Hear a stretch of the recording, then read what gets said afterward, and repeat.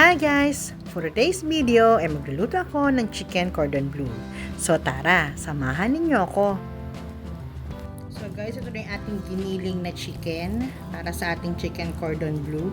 So ako na naggiling neto, pero pwede rin naman kayong bumili na sa palengke ng nagiling na. Pero ako na yung naggiling yan. Tapos, ito yung ating ham and then cheese. Ito, quick melt cheese to. Kasi may natira pa sa ref na ginamit ko nung last week.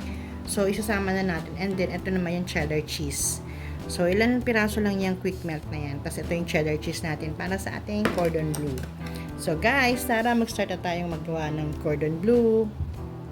So, una, ang gagawin natin ay isi-season muna natin yung ating chicken ng salt and pepper. So, yan lang. Last time kasi hindi ko tinimplahan, medyo matabang daw. So, ayan, hahaluin guys. Malinis yung kamay ko, ha.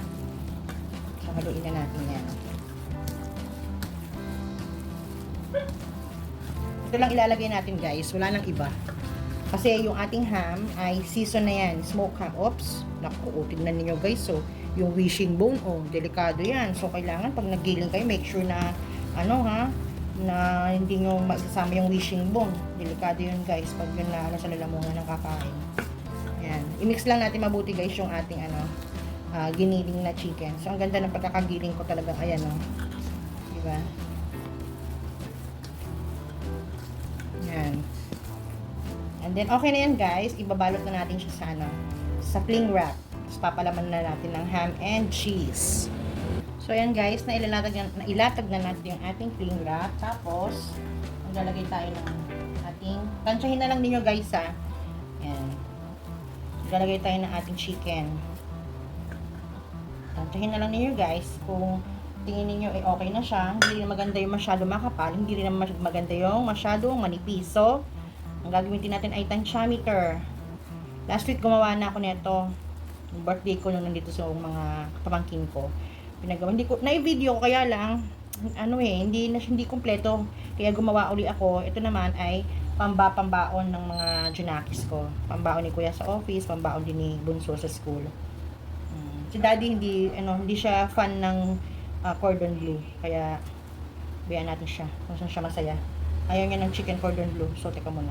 Kasi kasi nung naggawa ako last time, pag slice, walang walang ham doon sa dulo. So okay na rin yan guys, kahit walang ham sa dulo. So maglagay tayo ng quick melt. Tsaka nung nakaraan, hindi ganun kadami yung cheese na ilagay ko. So this time, bonggang cheese ang ilalagay natin. Pero wag naman masyado kasi baka ma-overpower naman na ng cheese yung ating chicken and the ham, di ba? So kailangan balance lang yung kanilang So ayan na guys, ibabalot na natin siya. I-roll natin. Alam niyo guys, dati pa nung nag-birthday si Bunso, 16th birthday niya, gumawa rin ako nito, pero hindi pa siya hindi pa uso yung giniling na chicken. Ang ginawa ko na yung ayun, nalaglag yung ating cling wrap. Ang tawag doon, ang ginamit natin ay yung chicken breast na yung pinokpok. Yun yung ginawa natin nun. So, ayan. Medyo mahirap lang siyang magbalot talaga, guys. Pero carry lang yan, guys. Pasasaan ba't maibabalot din natin siya ng tama. Diba? So, ayan. Kung nakikita nyo yung mga mali kong ginagawa, wag nyo nang gawin. So, alam nyo na, kayo nang bahalang gumawa ng technique o dumiskarte kung paano nyo siya ibabalot. So, nakikita naman ninyo, nahihirapan ang lola nyo, pero carry lang. Maibabalot din natin yan. Kasi gumawa na ako last time nito, eh. So, kailangan pantayin natin yung chicken. Ayan. Siguro bukas ito yung baon ni Kuya sa office. Sa Tuesday. Kasi si Bunso, siya, online class siya. Tomorrow, Monday. So, si Kuya, baon niya ito. Si Daddy, ang daddy namin, hindi siya fan ng ganito guys. Mana pa papapakin niya, pero yung actually, hindi naman talaga masarap iulam ang cordon bleu. Aminin niyo. Aminin natin. Siya talaga, alam niyo kung ipapartner siya sa spaghetti or something, ganun. Pero bakit ba, gusto ko ipabaon sa anak ko eh. Teka, tanggalin muna natin yan. Kasi i-roll natin na ganyan. Ayan. Kita nyo guys. Di ba? Tada! Ito na yung ating chicken cordon bleu. Hindi ko alam kung nung habang ginagawa ko to, puro braso ba yung nakita nyo. So, next guys. So, ito na yung second natin. Alam nyo, mahirap lang para sa akin, maggupit ng cling wrap, lalo na kung mapurol itong gunting. Di ba? So, kailangan medyo matalas yung gunting nyo, guys. Oops. Ayan. Siguro makagawa lang tayo ng 3, 4, okay na. Kasi ano lang to guys eh, dalawang petso. Dalawang petso lang yan. Pang ano lang talaga, hindi siya pang handaan. Pambaon-baon lang siya. Yan. Yan. Siyempre, kailangan maging generous tayo sa chicken kasi yan ay babaunin ng aking mga anak. Kaya kailangan generous tayo dun sa chicken, di ba? Siyempre, pag may handaan, generous din tayo para man hindi mapipintasan ng mga bisita natin yung ating handa. Yan. And then cheese. More cheese. And cheese. Yan. Yan guys.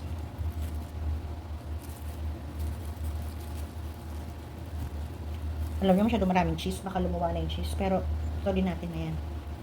Ito talaga yung isa. Yan. Diba?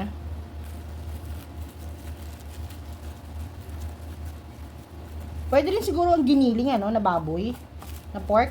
So, depende sa inyo guys kung anong gusto nyong gawin. May nakita ako sa, ano, sa social media. Ang ginawa niya, parang kanina ko lang napanood yun. Ano, pinorm niya into balls. O, diba? Yun siguro bagay yun sa mga bata. Ayan. Tsaka para mas magaling. Diyan na si daddy guys. Narinig niyo ba yung motor niya? So, bayaan mo na siya. Kaya niya na yan. Ayan. Ayan na si daddy guys. May pasok siya ngayong Sunday. So, natin yung pinto. And then, dyan yung daddy natin masungit.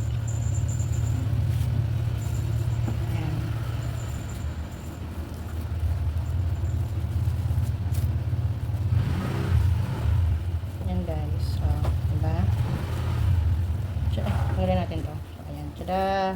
O, diba? Mas mataba ito kaysa dito. Pero carryballs lang yan, guys. So, guys, ito nagawa natin. Cordon bleu. O, tada! O, diba? Iba-iba ang size. O, bakit ba? Huwag nga kayong ano dyan.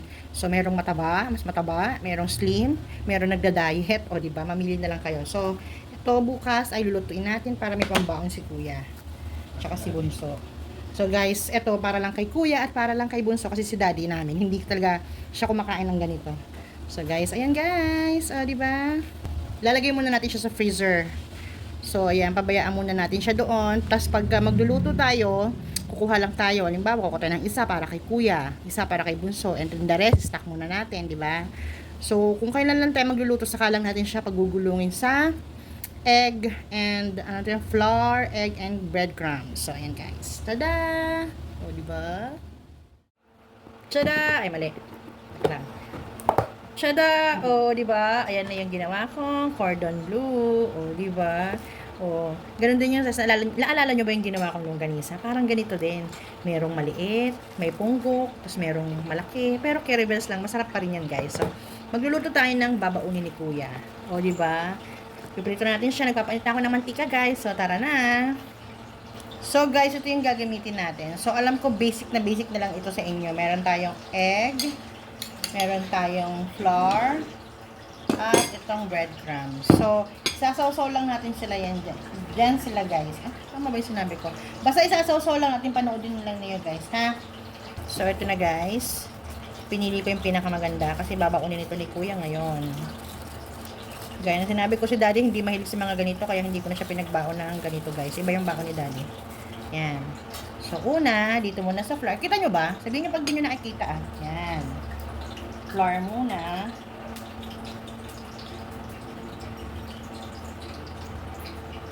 Yan. Naglagay lang ako ng salt dito sa flour natin ha. Pero konti lang kasi di ba natatandaan nyo, kagabi, nilagyan na natin siya ng salt and pepper itong ating giniling. And then, dito sa egg. Ayan. Oops. Oops. Ayan. Yung mantika natin mainit na, pero make sure na hindi siya ganun kainit dahil pag nilagay agad natin yun at mainit na may yung mantika, good luck, sunog agad. And then, dito sa breadcrumbs. Ayan. Kailangan daw dry. Wet and dry. O, diba? Napapanood ko yun, guys. Alam nyo naman, gaya-gaya talaga ako. O, ano na yung mga napapanood ko, ginagaya ko lang. Yan. So, check muna natin yung ating oil. Tapos, isa pa guys, kasi para kay bunso naman ito mamaya, lunch niya. Ibasabay ko na iprito. Pero mamaya, pag magla-lunch na siya, syempre, papainit ko uli. O, ayan. O, diba? Oo, sarap. dito sa harina. Yan. And then sa egg. Yan. Nakikita nyo ba? Bala kayo dyan kung hindi nyo nakikita. Yan. So, iusog natin tong isa. And then, lalagay natin itong yan. Para hindi sayang yung ano ng mantika, di ba? Pero ipapainit ko pa rin ito mamaya pag kinain niya. Bakit ba? Gusto ko kasi dalawa i-prito. Oh. Yan. Okay. So guys, ayan, mainit na yung ating oil. Okay, salang na natin. Oops. Oh, di ba? Sakto lang yung init niya, guys. Hindi masyadong mainit. Sakto lang. Tapos, yan. Para dahan-dahan siyang maluto. So, babalikan natin yan later. So, yan guys. Baliktarin na natin. Check natin. Baka naman nasunog na. Ah, hindi. O, diba? Ang ganda ng pagkakaprito niya. O, diba? So, ang isa kaya. Same din. Diba? Sakto lang guys.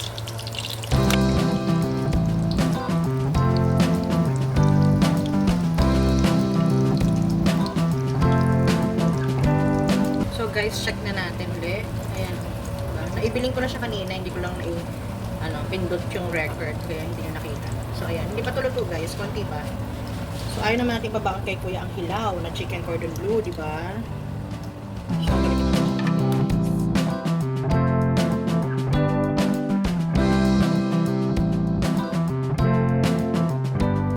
ito na po ang version ko ng chicken cordon bleu. Sana nagustuhan nyo. Thank you for watching. Bye!